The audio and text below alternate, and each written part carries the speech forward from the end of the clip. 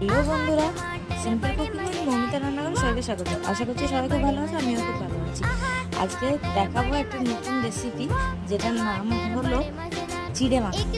তো আমাদের এই সকালে ব্রেকফাস্টে যদি এরকমভাবে চিড়ে ভিজিয়ে আর দই, কলা, চিনি সব কিছু দিয়ে, আরও আম টাম থাকলে তো কথাই হয় না, গুঁড়ো দুধ সাথে এইসব দিয়ে যদি মাখা হয়, তো সকালের ব্রেকফাস্টটা জমে যাবে।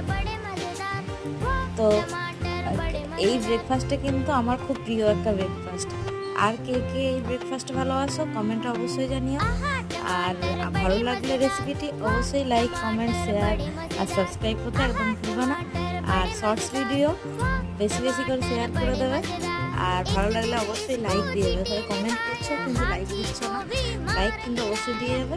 তো দেখো, এরকমভাবে সকালে ব্রেকফাস্টটা কিন্তু করলে পেটটাও অনেকক্ষণ ভরে থাকে আর জমে যায়। ঠিক আছে।